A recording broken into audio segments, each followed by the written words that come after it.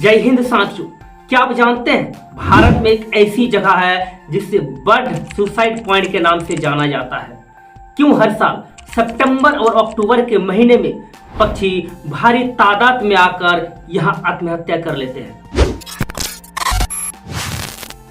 इसके पीछे की वजह क्या है? क्या यहाँ पर भूत प्रेत का साया है, या इन पक्षियों को कोई अपने वश पे करके मारता है, या फिर यह रहस्यमय जगह की कुछ और बुद्धि है? चलिए जानते हैं आज की इस वीडियो में।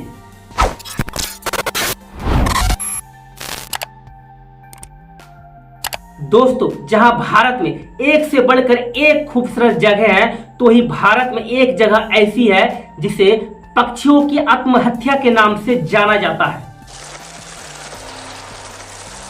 हम बात कर रहे हैं असम में स्थित एक बेहद ही रहस्यमय जगह की, जिसका नाम है जतिंगा,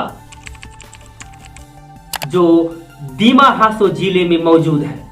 सदियों से इस गांव में एक रहस्य छिपा है, मौत का रहस्य। इस रहस्य की गुत्थी को कोई वैज्ञानिक, कोई शोधार्थी और यहाँ तक कि गांव के बड़े बुजुर्ग भी नहीं सुलझा पाए हैं। हर साल सितंबर से नवंबर के बीच की रातों में, खासकर घने कोहरे और तेज हवा वाली रातों में, बड़े समूह में पक्षियां गांव की तरफ उड़ते हैं और इमारतों, पेड़ों या अन्य ठोस चीजों से टकराकर मर जाते हैं।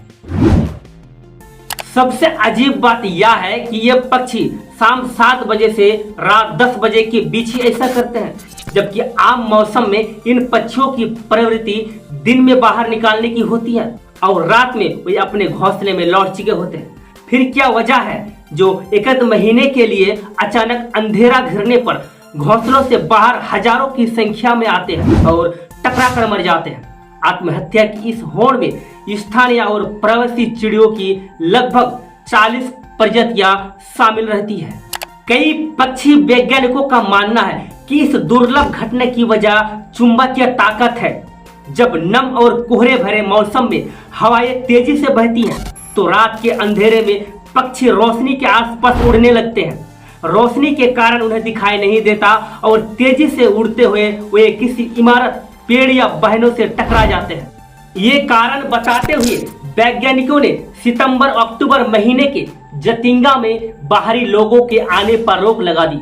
यहाँ तक कि शाम के समय यहाँ गाड़ियां चलाने पर भी मनाही हो गई ताकि रोशनी ना हो। लेकिन इसके बाद भी अजीबोगरीब तरीके से पक्षियों की मौत का क्रम जारी रहा। गांव वालों का मानना है कि यह एक रहस्यमय ताकत है, क्योंकि ये चीज केवल और केवल जतिंगा गांव में ही दिखती है। क्योंकि रिपोर्ट के मुताबिक यहाँ से 2 किलोमीटर दूर दूसरे गांव में भी पक्षियों के साथ ऐसा नहीं होता है। गांव वाले इसके पीछे किसी रहस्यमय ताकत का हाथ मानते हैं। वहाँ मान्यता है कि इस दौरान हवाओं में कोई परलौकिक ताकत आ जाती है जो पक्षियों से ऐसा करवाती है। वो ये मानते हैं कि इस दौरान इंसानी आबादी का भी बाहर आना खतरनाक हो सकता है।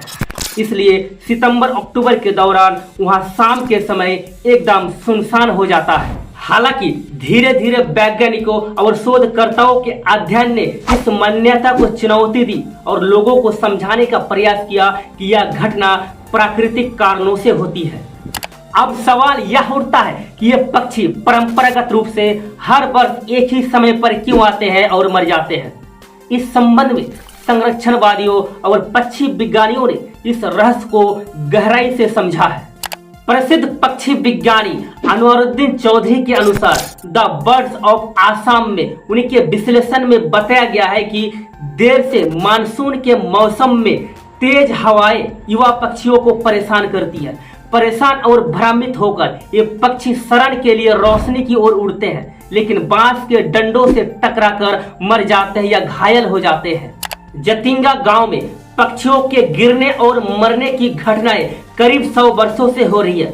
इस घटना का पहला रिकॉर्ड 1905 में किया गया था, जब स्थानीय जेमेनागा आदिवासी समुदाय के लोगों ने पक्षियों के सामूहिक आत्महत्या की घटना देखी।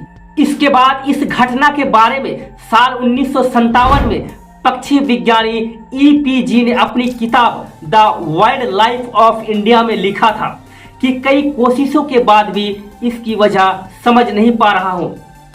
फिर 1960 के दशक में ईपीजी ने इस घटना को वैश्विक ध्यान में लाने का प्रयास किया।